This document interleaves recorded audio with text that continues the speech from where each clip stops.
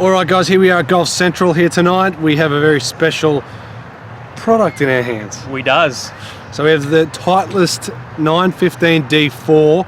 I know the 917 will be out kind of soon. Okay. So the 917 actually has a weight channel that you can actually flip around this way, so that'll be an interesting thing. Okay. Greg Chalmers has never gained distance in his life, and he has with the 917. So this is the actual 915D4. Now the difference between the D4 and the D3 and the D2 is basically a lot further forward CG.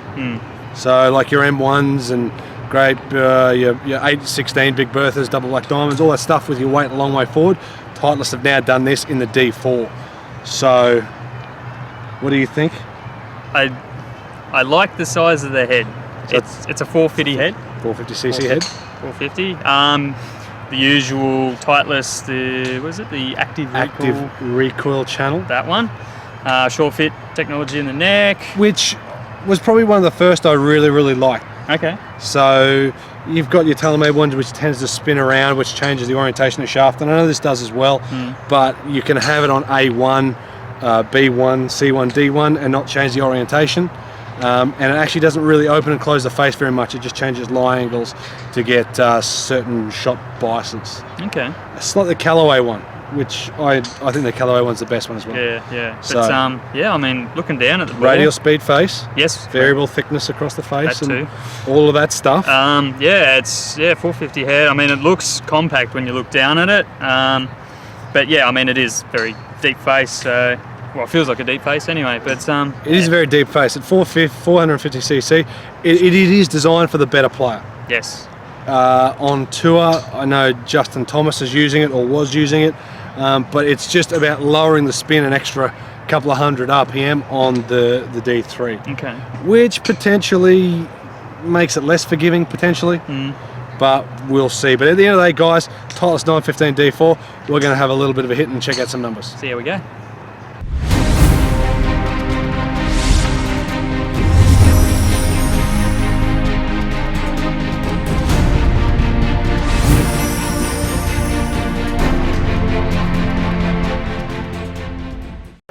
Alright guys, so we've had a little bit of a hit and we've got some numbers of the 915.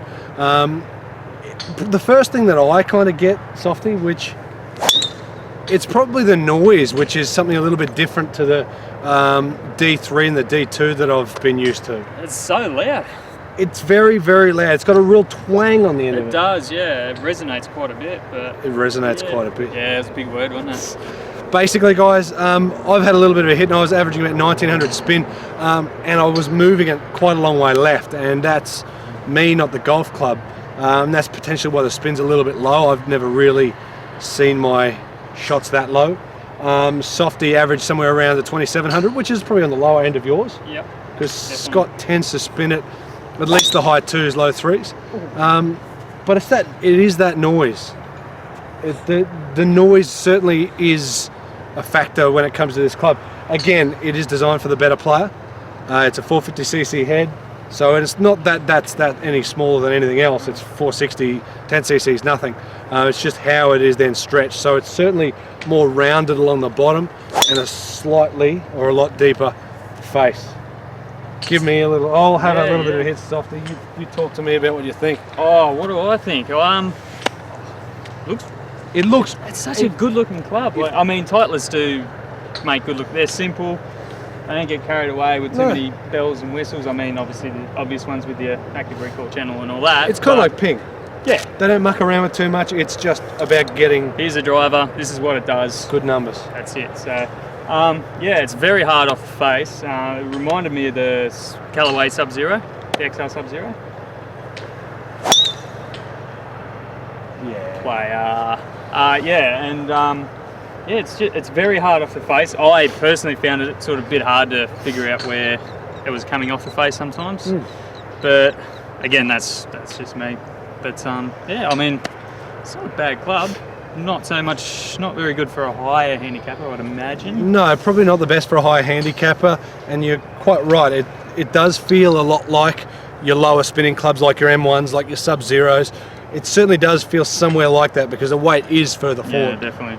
Because I've been using tailor-made clubs for a while, it feels much the same as anything else. But you're quite right about not being able to feel maybe where you're misstriking it. Yeah.